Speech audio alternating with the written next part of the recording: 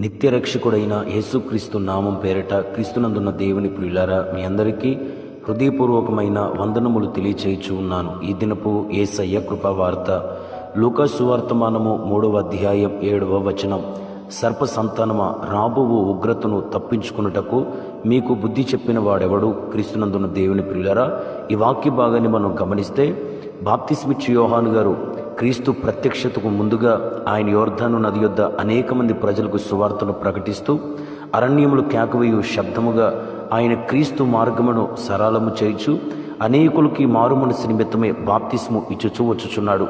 అయితే అనేకులు మారుమనసు పొందుకోకుండానే బాప్తిస్ము పొందుటకు వచ్చుచుండగా వారిని చూచి వారి మనసును ఎరిగిన వాడే సర్ప సంతానమా అని గద్దించుచు మిమ్మును ఉగ్రత నుండి తప్పించుకున్నట్లుగా మీకు బుద్ధి చెప్పిన వాడెవడు అని హెచ్చరిస్తున్నాడు. దేవుని ప్రియులారా, ఈ ఉగ్రత అనే మాటను మనం ధ్యానం చేద్దాం. ఈ రోజున రాబో కాలంలో దేవుని ఉగ్రత అని ఒకటి రాబోచున్నది. ఆ ఉగ్రతలోండి ఏ ఒక్కరును తప్పించుకోలేరని వాక్యంలో రాయబడి ఉన్నది. దేవుని ప్రియులరా, ఆపద్దినమున ఆస్తి అక్కడకు రాదని జఫన్యలో వ్రాయబడినట్లుగా దేవుని ఉగ్రత దినమున వెండి బంగారములు ఏమాత్రము మనకు ఉపయోగపడవని వాక్యంలో రాయబడి ఉన్నది. కనుక దేవుని ప్రియులరా, రాబో కాలములో అంత్య దినములలో భయంకరంగా దేవుని పాత్రలు కలపబడిన దేవుని ఉగ్రత పాత్ర ఈ భూమి మీద కుమ్మరించబడుతూ ఆ ఉగ్రతకు అనేక మంది మనుషులు బలైపోతారని లేఖనాలు సెలవిచ్చుచుండగా ఆ ఉగ్రత నుండి తప్పించబడాలని ప్రభు మీ ఎడల నిశ్చయించిన వాడే ఈ మాటలు తెలియచేస్తున్నాడు. ఉగ్రత పాల్గొటకు దేవుడు మనల్ని నియమించలేదు, కానీ మనము క్రీస్తు యేసు ద్వారా రక్షించబడుటకే ప్రభు మనల్ని నియమించడని పౌలు గారు తన పత్రికలో వ్రాస్తున్నాడు. ప్రియులారా, మనం ఉగ్రతలో పడిపోకుండా తప్పించబడాలన్నా, ఎవరి మీదకి ఉగ్రత వస్తుందో తెలుసుకోవాలన్నా ఈ వర్తమానాన్ని మనం పూర్తిగా ధ్యానించి ఒకసారి విని దాని ప్రకారం జీవించుటకు మనం ప్రయత్నించాలి. మొట్టమొదటిగా ఉగ్రత ఎవరి మీదకి వస్తుందో తెలుసా? ఎందరు క్రీస్తు యేసు యొక్క సువార్తను విని నమ్మి ఆయన యందు విశ్వాసం ఉంచి మారుమనసు పొంది బాప్తిజం పొంది రక్షించబడతారో వారందరూ ఉగ్రత నుండి తప్పించబడతారు. ఒకవేళ నమ్మని ఎడల వారికి శిక్ష విధించబడుతుంది అని వాక్యంలో రాయబడి ఉన్నది.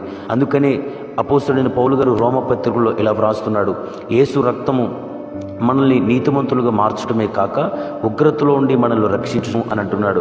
క్రీస్తు యేసు ద్వారా మనకి ఉగ్రత నుండి రక్షణ కలుగుచున్నది.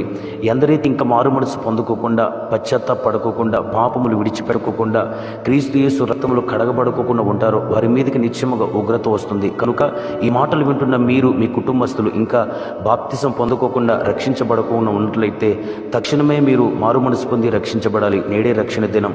ఎవరైతే క్రీస్తు రక్తములో కడగబడతారో నిశ్చయముగా వారు ఉగ్రత నుండి తప్పించబడి రక్షించబడతారు.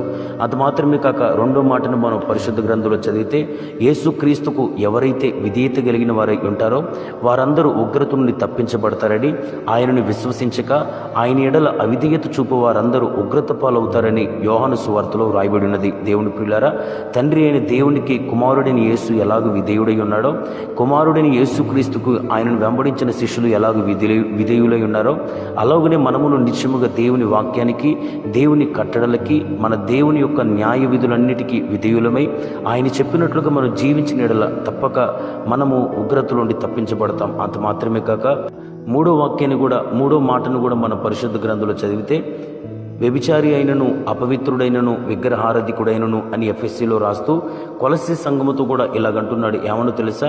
ఎవరైతే జారత్వం కలిగి, అపవిత్రత కలిగి, కామాతురత కలిగి, దురాశ, విగ్రహారాధన, ధనాపేక్ష కలిగిన వారై ఉంటారో అట్టివారు అవిధేయులుగా ఉంటున్నారని, ఆ అవిధేయులైన వారందరి మీదకి తప్పక దేవుని ఉగ్రత వస్తుందంటున్నాడు. ప్రియులరా, ఈ మాటలు మరలా ఒకసారి వినండి.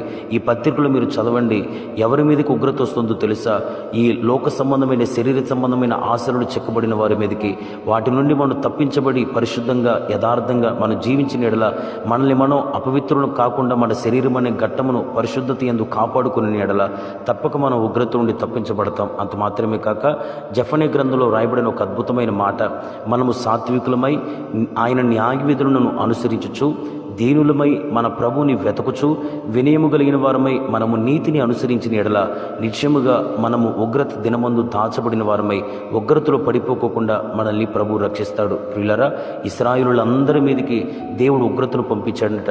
శేషమేమీ లేకుండా సమస్తము నశించెను అని యెషయాలో రాయబడి ఉన్నది. ప్రియులారా, మనము వారి వలె నశించిపోకుండా దేవుని ఉగ్రత నుండి తప్పించబడాలంటే సాత్వికం, దేన మనసు, వినయంగల మనసు, న్యాయ విధులను అనుసరించే కృప 4వదిగా మనకు కావాలి. అంత మాత్రమే కాదు, 5వదిగా శ్రమల కాలంలో ఎవరైతే 666 అను సాతాను యొక్క ముద్రను వేసుకుంటారో ఆ ముద్ర ఎవరి మీదైతే ఉంటుందో తప్పక కలపబడిన ఉగ్రత పాత్రలోనిది వారు త్రాగి నిశ్చయముగా ఆ ఉగ్రత వలన నశిస్తారు అనే వాక్యంలో రాయబడి ఉన్నది. కనుక ఆ ముద్ర వేయించుకొనుకోకుండా మనం ముందుగానే ప్రభు రాకడ కొరకు సిద్ధపరచబడి ప్రభు వచ్చినప్పుడు ఆ ఆగమనమందు ఆయన ప్రత్యక్షతను ఎదుర్కొని ఆయన మహిమలో ప్రవేశించినట్లుగా మనము కృపను పొందుకోవాలి.